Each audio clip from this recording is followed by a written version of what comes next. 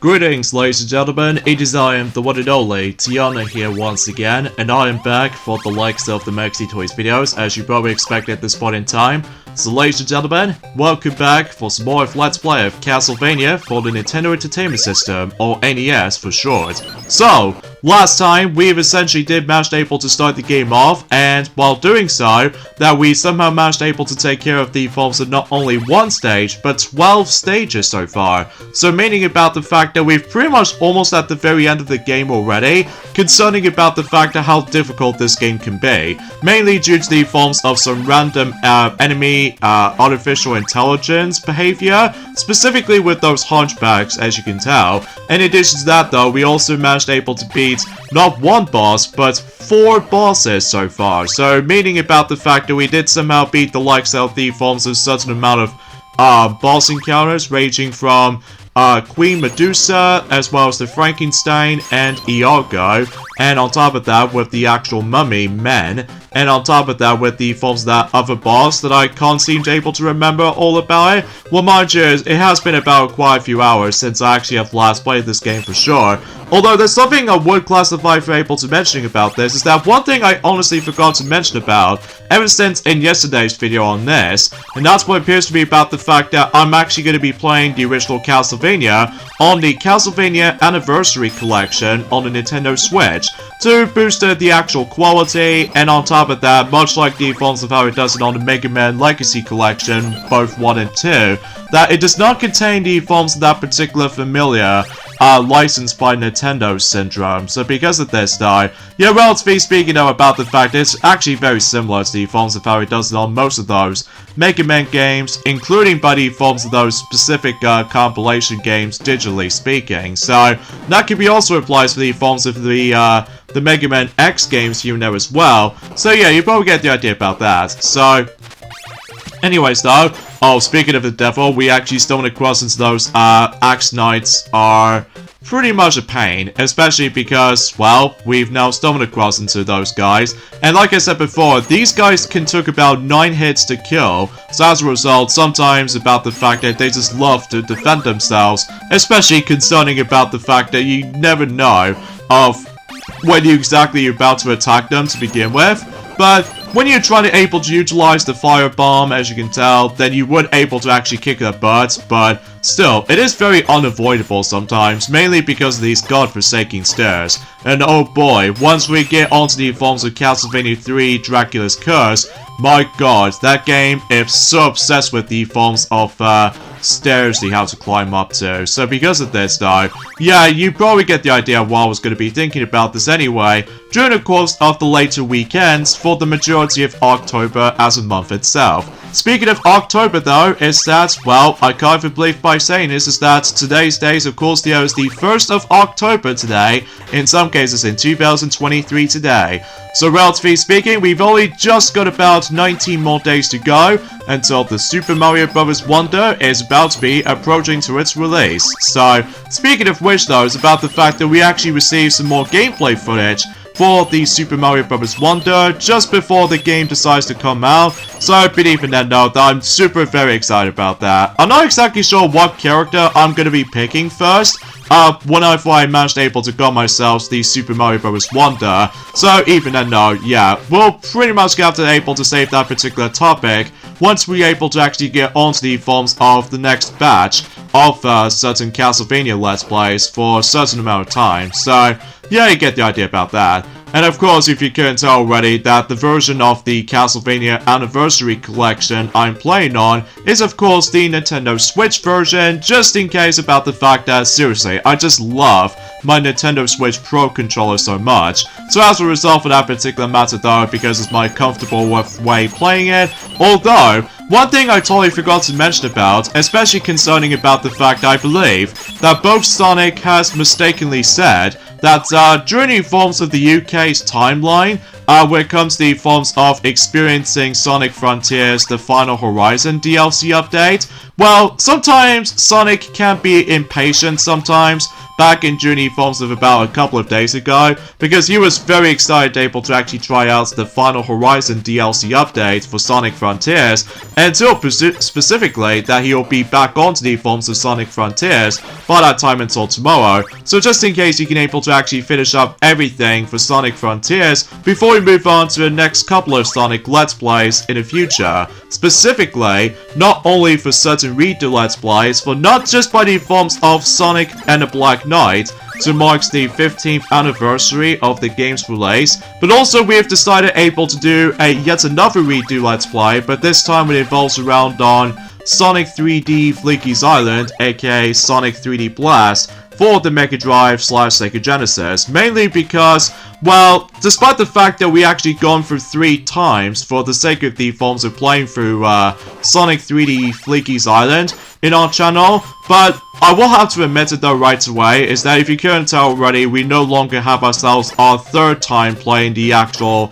Sonic 3D Fleeky's Island for that particular playthrough, because of the forms of, well, the quality itself is not too bad. However, commentary-wise, much like the forms of how it does it on Mario Super Sluggers, that not only does the commentary just sounds a little bit too awful, but it's also about the fact that the sound mixing is incredibly bad, meaning about the fact that you cannot hear any single game audio for the sake of the forms of Sonic 3D Fleeky's Island. So, yeah, I just want to classify that. So, alright, here we go on to, presumably speaking, this is without a doubt is the hardest fight in the game, and that's what it appears to be, well, Death himself. So as a result, about the fact that there is a quickest way you can able to actually beat him. However, I'm actually going to be doing this the hard way by simply not able to keep on attacking him, unless if you do manage to able to obtain the specific item, specifically the firebomb. That way you can able to take him on, no problem. So, but even then, no. Thankfully, we did somehow kick his butt, no problem. So,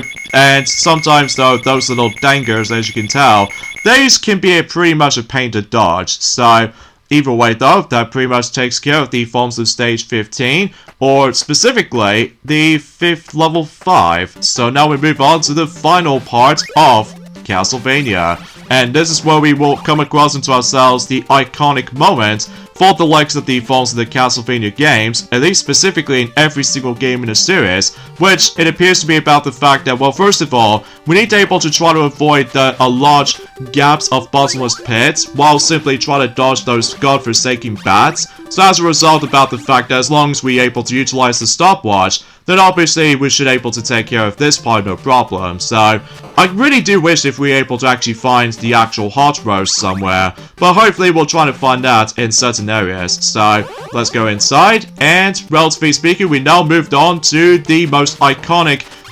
environment for the sake of the forms of in every single Castlevania games, and that's what appears to be none other than we're exploring the clock tower. So because of this though, yeah, I found it was a little bit fascinating to able to actually explore the clock tower just to begin with. So relatively speaking though, about the fact that despite the actual some sections are pretty short, that's the reason why, and that is because about the fact that once we make our way to the very top of the castle itself, we will able to actually confront Count Dracula. So because of this though, hopefully we're able to try to find the actual hot roast somewhere. So let's go and freeze time here. And oh, look at that. We can able to actually replenish our health. And oh jeez, those birds are so annoying to dodge. But thankfully though, we can able to utilize the stopwatch, assuming if we do have enough hearts as ammunition. So hopefully we would be able to use that quite frequently. Not all the time though, because, well, as you can tell, we somehow managed able to complete the level no problem. So how's that for that? So anyway, so once we make our way to this particular point, and we'll grab, I have no idea why I just somehow jump over for that particular heart right there, but that's okay. And this pretty much leads us to the final stage in the original Castlevania, and that's not only does it have filled to the brim with those candles we can able to actually just to take down, filled to the brim with certain items ranging from hearts, and especially noticeable with the actual Burrang, as what it usually calls it in this game, as well as the forms of the firebomb, as you can tell, or holy water in the future games. So here we go, fight against with Dracula, which as a result we died. So whoops. but that's okay though, because we stumbled across into a checkpoint right at the beginning of the stage 18, so relatively speaking, everything else will be pretty much for the sake of time. So now, something's worth noting for, I'm probably not going to able to go through like 2 loops or 3 loops playthrough of Castlevania the original. That's just mainly because once you beat the game once, the game goes back to all the way to the beginning, and basically you can able to experience hard mode, which is basically the same thing as before, except they added in some very dangerous enemies. So because of this though, yeah, I don't feel like trying to able to go through a multitude of repeated run-throughs for the sake of the forms of certain like well, it kind of feels a bit similar to the forms of how it does it on the original Super Mario Bros. Except, well, obviously about the fact that it does manage to able to have well, you know what I'm saying. So, but even then, no. So yeah, I believe for Count Dracula, the final boss in the game does have 2 phases. So for one, he loves able to teleport, and you obviously need to aim onto its head. And as a result, you have to watch out for his specific attacks that he did somehow manage to able to spew out. So as long as you weren't able to actually utilize the timing for your whip, you should be okay. But even then though, it's just about the fact that I would have appreciated about the fact that we could potentially try to able to actually kind of thinking about it, I think I should probably start saving up for some hearts, because, well, as soon as that particular phase is over, well, it turns out he somehow transforms into a second form, and he's a lot more deadlier and also a lot more menacing. So as a result, there's another death. So, but here's the thing though, I think it's probably best if we're able to actually utilize the cross arrow or cross boomerang for that matter, so just in case it gives us some bit of advantage, especially concerning about the fact that, well, luckily though, if you somehow died during this fight, obviously about the fact that you need to able to upgrade your whip again, and thankfully though, you can able to instantly manage to upgrade your whip upgrade straight away, so you don't need to necessarily try to worry about you know, the weakest whip disposal. So, but even then, no, not much else to say about this. Although, if you get game over at one point or another, I believe you have to restart all the way back to the beginning of level 6. Specifically, stage 16 for that matter, during the course of the top right corner of the screen, as far as it did somehow briefly mentions about. But either way though, so yeah, that's what I could really think about this for the sake of time. So, I know I do apologize I haven't explained too much stuff, because obviously that Castlevania is a very short game. So because of this though, what if we get the forms of Castlevania 2 Simon's Quest, along with the forms of Castlevania 3 Dracula's Curse, and suffice to say, with Super Castlevania 4 and Castlevania Bloodlines, we're able to actually just to call it a day for able to play in certain Castlevania stuff, because, well, what I'm gonna do is about the fact that we'll try to tackle through 5 games for the majority of the forms of the Halloween month, for the sake of the forms of the first batch of the Castlevania stuff, and then once we get to next year, we will be able to actually conclude any other stuff during the forms of the Castlevania stuff during the forms of in 2024 for next year's Halloween. So, but even then, no, at least as far as I'm predicting this earlier or something like that, well, mind you about the fact it has been a couple of hours. So, yeah, basically all you have to do in this particular second form of Dracula, basically though, you need to, you know, use the whip and able to aim onto its head, and then once you do enough hits on him though, then obviously about the fact that it deals so much damage, especially if you utilize the actual boomerang weapon of yours. Although, there is technically another weapon I totally forgot to mention about, and that's what appears to be the Dango knife. I thought it was kind of average, and also it's kind of useless at the same time, although I rarely use it most of the time, so. But either way, there goes Dracula, and that was it for Castlevania.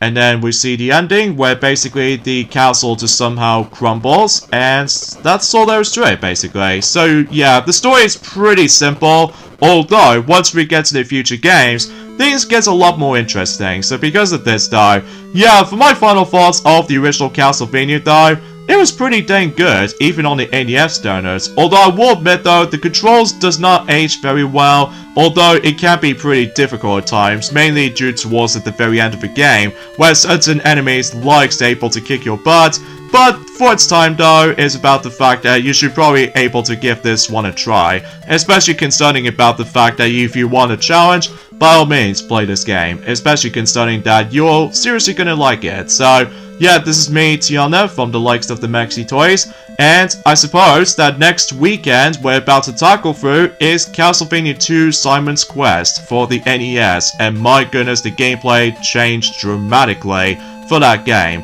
So yeah, I'll see you guys at some point soon. Bye.